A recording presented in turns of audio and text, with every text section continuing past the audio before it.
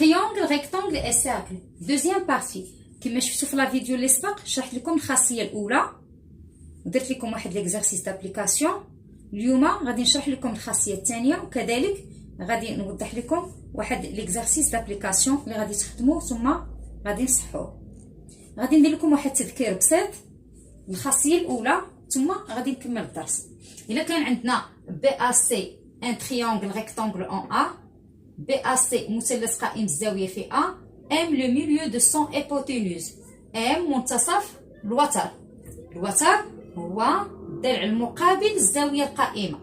اذا ماشي هذا الضلع ولا هذا الضلع، انما الضلع المقابل الراس اللي فيه الزاويه القائمه.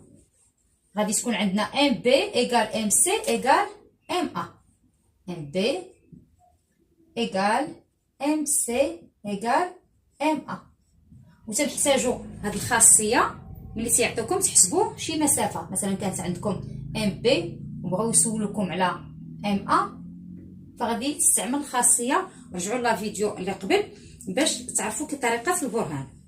الان غادي نتطرقوا الخاصيه الثانيه من هذا الدرس. الخاصيه الثانيه غادي نقراها لكم غنشرحها ثم من بعد غادي ندوزو ليكزارسيس دابليكاسيون. الا كان عندنا دابا العكس بروبريتي ريسيبروك، الا كان عندنا واحد الضلع ندير واحد المثلث عندنا MB égale MC، ثم عندنا المسافه MA كذلك متساويه مع MB و MC. اذا كيفاش غنرسم؟ غناخذ هذه المسافه غندير واحد القوس هنا وغناخذ واحد النقطه من هذا القوس. مثلا غناخذ هذه النقطه هنا ثم غادي نرسم هذا المثلث.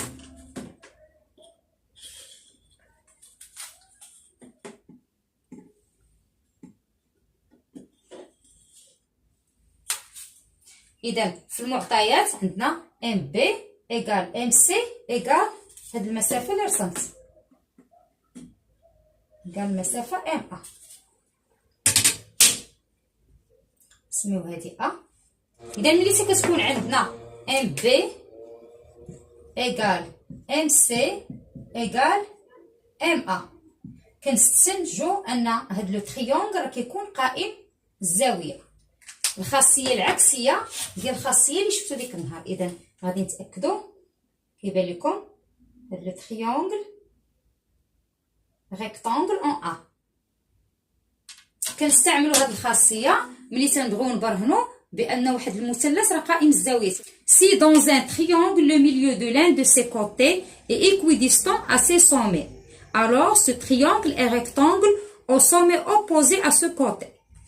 اذا ملي كيكون عندنا واحد لو تريانغل واحد المثلث وعندنا واحد الضلع واحد النقطه كتمثل لي المنتصف ومتساويه المسافه عن الرؤوس بثلاثه ديال هذا المثلث MB égale MC égale MA. المثلث راه كيكون قائم الزاويه والراس اللي غادي يكون قائم فيه الزاويه هو اللي مقابل ليا مع هذا الضلع.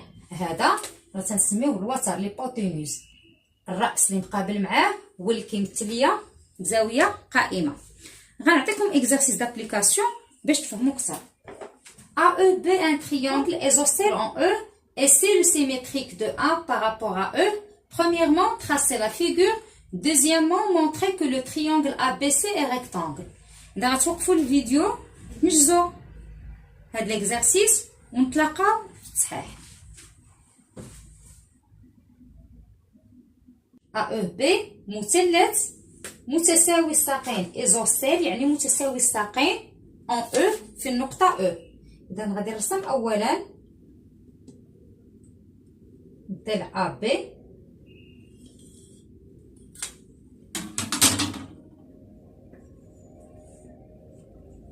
ثم عندنا واحد النقطة E بحيث AEB متساوي الساقين. إذا غناخد البركار ثم غنحط هنا الرأس ديال الإبرة في النقطة A. غندير قوس، ما غاديش نغير الفتحة ديال البركار غنوضع الرأس هنا، ندير قوس باش غادي نرسم النقطة او، بحيث ا او بي مثلث متساوي الساقين. ان تريونغل ايزوسيل ان او.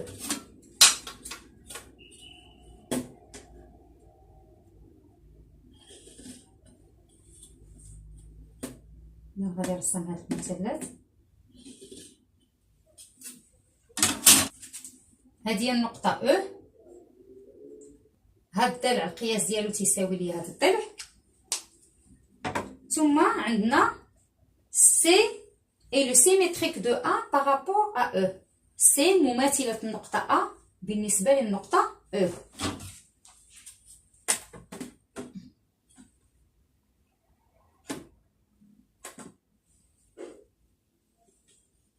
غادي نرسم مماثلة النقطة ا بالنسبة للنقطة او. إذا غناخد هاد المسافة من او حتى ا، غتكون غتساوي ليا من او حتى لسي. هذه هي النقطة سي.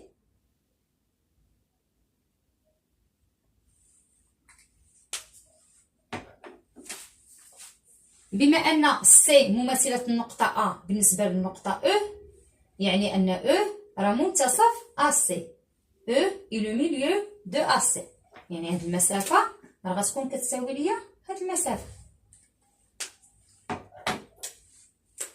غادي نرسم الان هاد المثلث. غادي نكمل الرسم.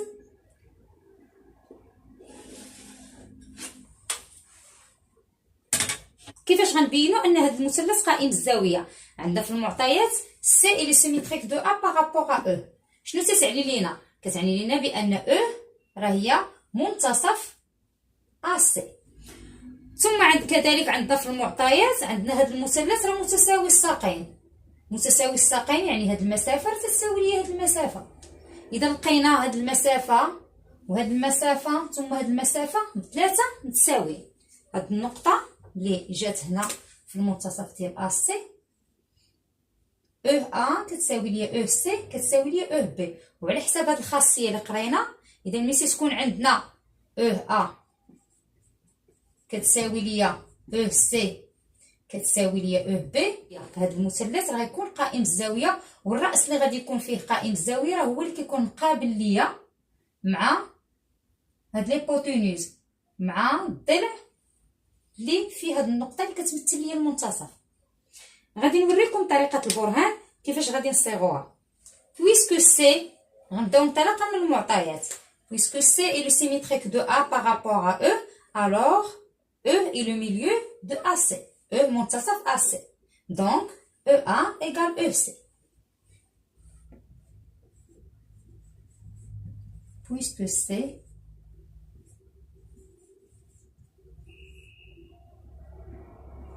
est le symétrique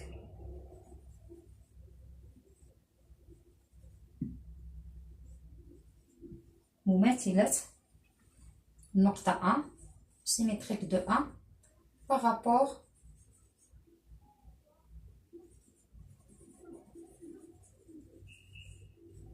à E بالنسبة ل E, alors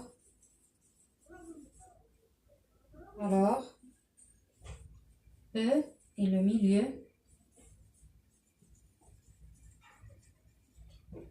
de AC.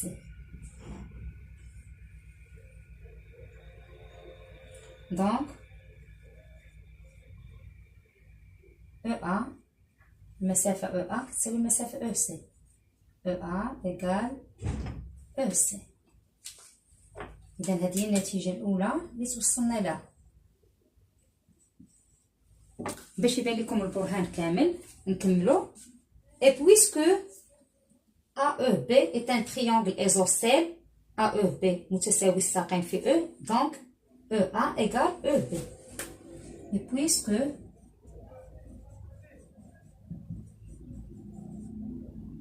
AEB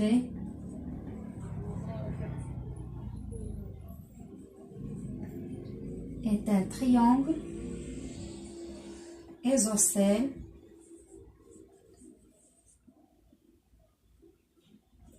E. Alors, EA égale EB.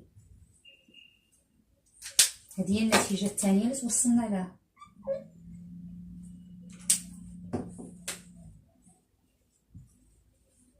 دونك شنو كنستنتجو من النتيجة الأولى والثانية؟ عندنا EA égale EC، EA égale EB، يعني أن المسافات بثلاثة متساوية. On déduit que de 1 et 2 من النتيجة الأولى والثانية كنستنتجو on déduit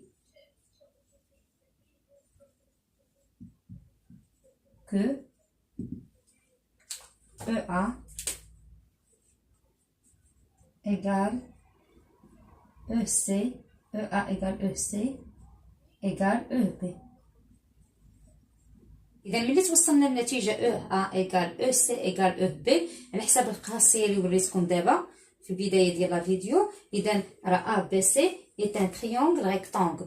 غادي نعاود نقرا لكم البرهان. Puisque C est le symétrique de A par rapport à E, alors E est le milieu de AC, donc EA égale EC. هذه هي النتيجة اللي خرجنا بها في الأول. Et puisque AEB est un triangle isocèle en E, alors EA égale EB. النتيجة الثانية من النتيجة الأولى والثانية استنتجنا أن EA égale EC égale EB. Donc AB c'est un triangle et E milieu de AC, tel que EA égale EC égale EB. De le triangle ABC est un triangle rectangle en B. قائم الزاوية في B. علاش؟ لأن الرأس B مقابل لينا مع واحد الضلع اللي فيه واحد النقطة كتمثل لنا المنتصف ومتساوية المسافة على الرؤوس الثلاثة. كنتمنى تكونوا فهمتوا هاد الخاصية وهاد التمرين. نتلاقاو في لا 3 بارتي إن شاء الله.